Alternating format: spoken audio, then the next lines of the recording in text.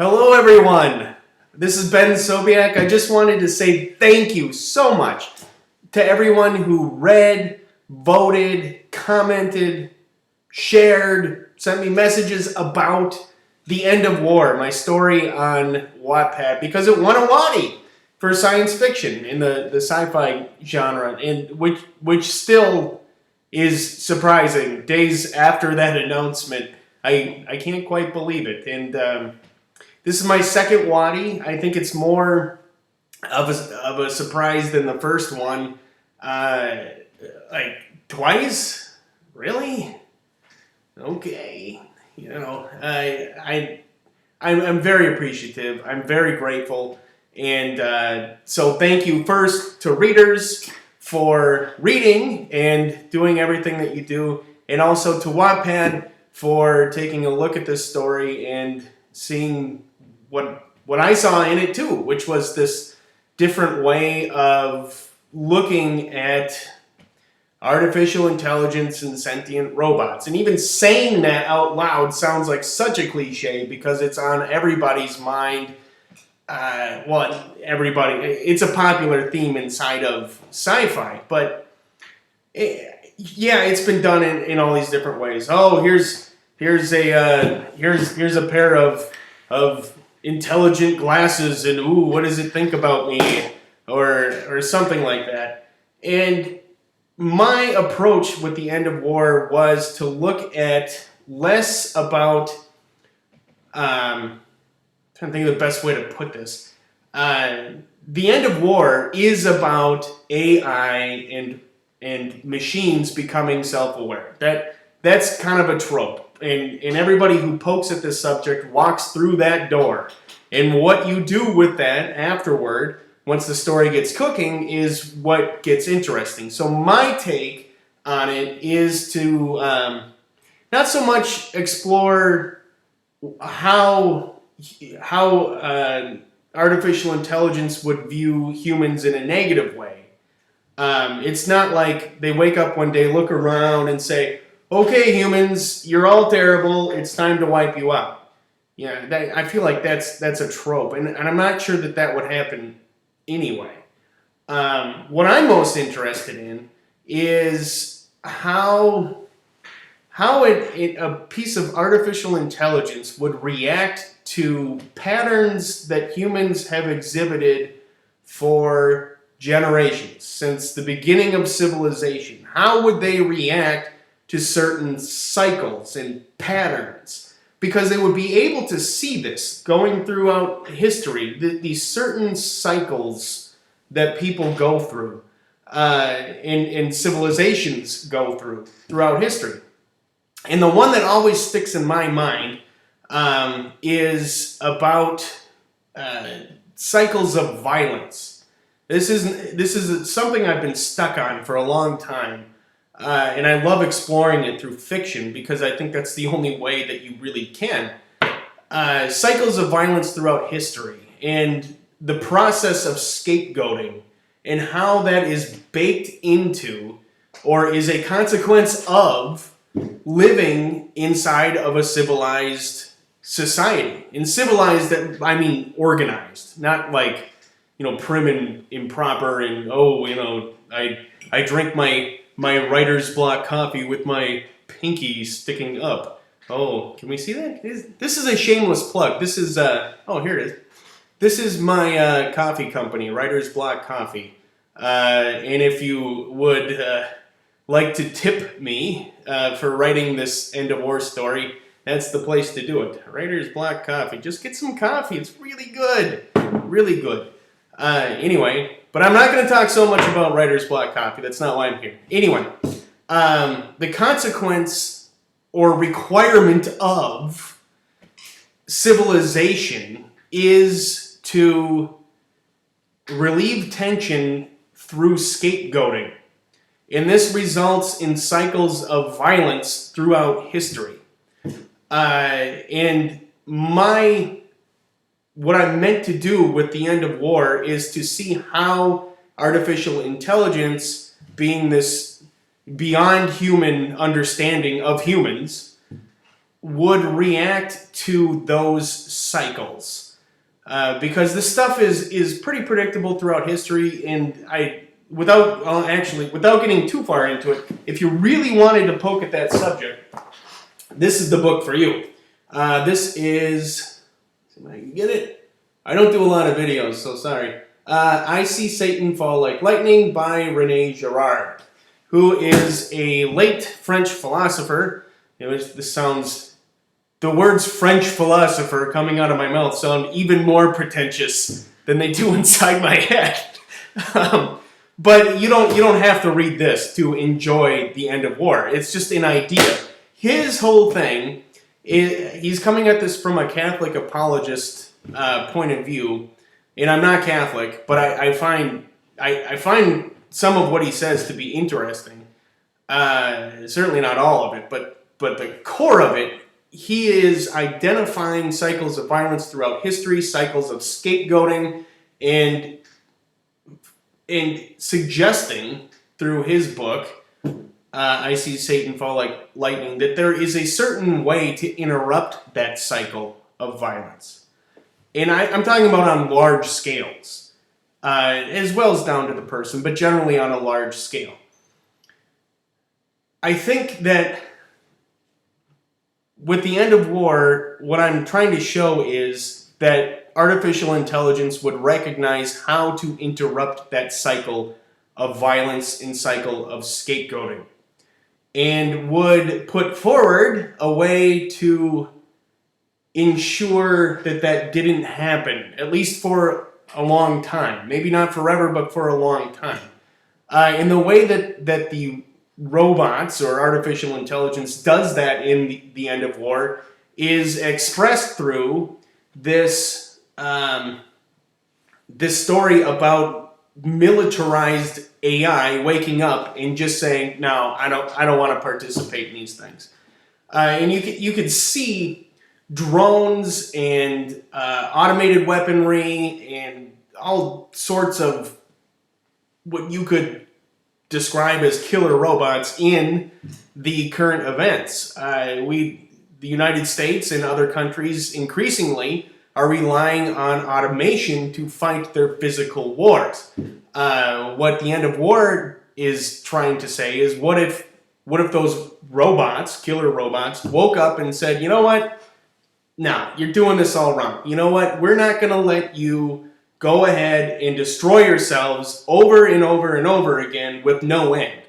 Because as technology progressed, this hasn't solved any of your problems about killing each other. You just created better ways to do it, but that doesn't mean that you got rid of the problem in the first place, because there are these predictable cycles of violence throughout history. And without getting too much into current events, if you wanted to apply some of these things to what's going on, I think you could find some very clear markers that would tell you what's happening. But again, this is a natural consequence of living inside of civilization. This is how people organize themselves, whether they realize it or not. This is how they organize themselves through this never-ending cycle of scapegoating and destruction. And the only way to interrupt it, as I'm trying to show with the end of war, is feeling empathy and sympathy with the persecuted. So it's not this is playing a little bit close to religion. Certainly it plays close to philosophy, but I'm not coming at it from a religious sense of view. I'm coming at it with more of a secular approach. It doesn't matter what your religion is, because a lot of this is just anthropology. You're just looking at the way that people put themselves together inside of large groups, or groups of 2 or 3, especially 3. Anyway, this is getting kind of off into the weeds. I mainly wanted to thank you for reading The End of War. And also, since I have a few minutes left here, I will answer some questions that people generally have about winning a Watty. How do you win a Watty twice? Well, I don't know. I can tell you some things that I did that certainly helped, but I don't think that there's a set way of, if you do X, you'll get Y. You'll get a Watty if you do these certain things. I'm not going to tell you that I know some sort of secret. I do know this. Wattpad looks, it's not a popularity contest. People think it's a popularity contest. It's not a popularity contest. Well, Wattpad will look at all sorts of metrics through their through their own artificial intelligence that they built, and we'll go through stories, go through the entries for the Watties, and that will eliminate some, it will include some titles that are entered, and then a human component takes over. And as much as Wattpad will say, make sure it's formatted nicely, use engaging verbs, use active sentence structures. That's kind of the fundamental of writing. I think when people ask, how do you win a Watty, they want to know, should I take it this way or that way? Or should I write this kind of story or that kind of story? I don't know that it matters to Wattpad what kind of story that you're writing. Anyway, I do have some tips for what I did. Actually, before I get to that, I have a video agenda. That's how little I do videos. I actually made out an agenda right here. Okay. Oh, no. Okay, we got to get to the money. I get this question even since winning the first Watty in 2016. People still ask me about that one. And I guess they'll ask me about this one until 2022. But they ask, do you win any money when you win a Watty? And the answer is no, you don't. What you win is some... be so generous here to myself. You win some prestige, you win exposure, and you win that stamp on your writerly career that says, I won the world's largest online fiction writing contest. And it is. It is the world's largest online fiction writing contest. That is true. And no one can take that away from you. Once you have it, it's there. It's not like you can get fired from the Watties. You won it. And it matters for the rest of your life, which is worth more than a $100 gift card to Applebee's. And if you don't have Applebee's around you, consider yourself lucky. I suppose they're not going to sponsor me anytime soon, but probably, it's a little anticlimactic for a restaurant. Anyway. See, this is what you gotta do. You gotta crack yourself up when you're working for long hours by yourself in an office, typing on a computer or building a coffee business like Writer's Block Coffee, which is at writersblockcoffee.com, by the way.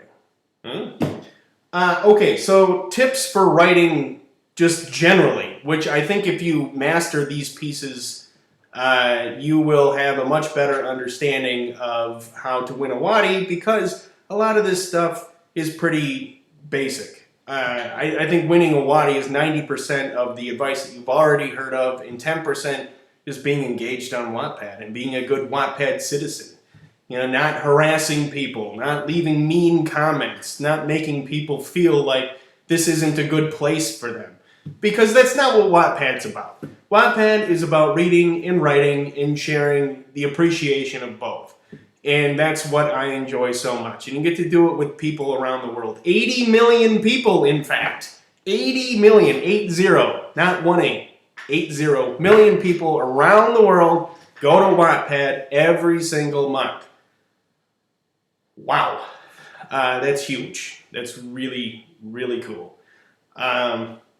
So that's one. Being a good Wattpad citizen and getting the basics. I also want to recommend, yes, of course, drinking coffee, if you so choose, especially this kind. Also this. This is my pair of very stylish, or maybe not, writing glasses that Jennifer Farwell, who is a Wattpad writer too, she just became a Wattpad star recently. Congratulations, Jennifer. Or Jen, sorry. And she recommended these 2 years ago or something, just for people who look at a computer screen a lot, which would include you, probably, dear Wattpad resident. Writing in front of a computer, staring at screens, this stuff is hard on your eyes, and you don't even know how hard it is until you put on a pair of computer glasses. UV blocker, blue light blocker. I don't really know exactly what these do, but I know that when I wear them, my eyes feel much better. I don't wear glasses. I don't wear prescription contacts or anything like that. But this has allowed me to stay up later and write more comfortably. And I think that those things are pretty important when you're writing. What else is important? I think this is important. This is one of the most important books in my entire office. This is my ideas sketch book thing. I don't even know what to call it. Anyway, I've got all sorts of ideas that I sketch out. Everything starts with a goal written in here, or, well, you know, it can get just kind of doodles, little things here. Everything that I want to get done, I write about it in that book first, and it just helps clarify my mind. If you want to take that to the next step and say there's some sort of metaphysical component to that, that's on you. You could do that if you want. I just think for anybody, and I mean pen to paper writing, not on the screen. This has a different effect than words on a screen. It really does. There's some sort of permanence there that I can't say I get from any other kind of writing. My handwriting with a pen in a book, a real piece of paper. I'm telling you, once I figured this out, I got this right around when I started on Wattpad, just to jot things down so I didn't forget them, and then to sketch out ideas and write about what I'm writing about. And it's just for me. Oh, wouldn't you like to know what's in here? I've got all kinds of crazy stuff I do. Oh my gosh. We need another 60 minutes or something to go over all that. But I have other books to recommend. Of course, I recommend this one, The Writer's Guide to Wattpad. Oh, is it in there? Yeah, there it is. The Writer's Guide to Wattpad, which, of course, I edited. This is another shameless plug. However, if you want to know the basics of how to get the most out of Wattpad, you're going to want to pick up this book. It is published by Writer's Digest Books. It features a couple dozen other Wattpad writers, including Anna Todd, a bunch of Wattpad stars, really just great people who have done tremendous things on Wattpad, and I was humbled to be their editor for this book. Writer's Digest Books publishes that. It is official. It is approved by Wattpad. Some things may have changed since it came out on Wattpad, but the basics are still there. It's an evergreen book. Penguin Random House publishes it now that Writer's Digest was purchased by PRH. Yeah, makes me sound like I know what I'm talking about when I use abbreviations. The other one. So this will get you going on Wattpad, okay? This will get you going while you make videos about Wattpad. Delicious. Okay. What do we have? This one. This is by one of my favorite people to read. Jane Friedman. Well, to read about writing. A lot of people will talk about Stephen King's On Writing, and I think that that's I'm not sure what that was. I think that that's a good introduction if you're new to writing, and that's going to get you through the door. Stephen King's On Writing. It's good. but I think it only gets you so far. At some point, you're going to want to read this book. This came out 2 years ago, 1 year ago, I'm not sure, by Jane Friedman, The Business of Being a Writer. This is so helppful. You don't need to listen to people in videos like this give you tips about writing. You need to read this book because those glib little tips, if you really want to take it seriously, you cannot boil it down into 100 words or 50 words or whatever. I mean, just turn the computer off, get a cup of coffee, read this book. You're going to find out why this is such a good book. This is the one that I recommend the most, The Business of Being a Writer, because it's going to teach you about how the publishing industry works, which you need to understand in order to be successful on Wattpad, I think. If you want to take it beyond just writing stories on Wattpad, although you certainly can. I mean, that is being a writer. You are a real writer when you write on Wattpad. That's a lot of W's. Having that understanding will put what you do into a different context, and I think that's important. I think that if you want to make money at writing, well, first, don't think you're going to make a lot of money at writing, but if you want to take it to those places where people will pay you for your writing, you should appreciate this book, because it's seriously. Writer's Digest Books publishes lots of great books about the craft of writing. There are so few books about the business side of things. You are an independent contractor for a publisher, basically. You're a small business. You're a small business of one. You need to know about that stuff, how it works. Because once you get that squared away, you're going to find that the craft side looks a lot different. And it doesn't mean that it's bad, that you're going to sell out or something like that, but we certainly know that you can't, I'm sorry, I lost my train of thought. My phone's blown up with something. I don't know. If you want to take the craft of writing seriously, you should take the business of writing seriously too. What else? One last one. If your story involves weapons, this is the one that you want to get. The Writer's Guide to Weapons. That's another one that I did. And of course, this is a shameless plug. But not everybody uses firearms and knives in their stories. But if you do, this would be a good one to pick up if you are completely unfamiliar with those things.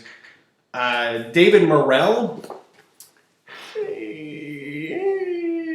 Where? No, there. Yeah. No, this way. Here we go. David Morrell wrote the foreword. He is the person who wrote First Blood, and First Blood is what introduced the world, for better or worse, to Rambo. And the movies are very different from his book, and he's certainly somebody who knows what he's talking about. Fun fact, though, Rambo was named after an apple, and the person who wrote Rambo, this symbol of American machismo, is Canadian. Named after an apple.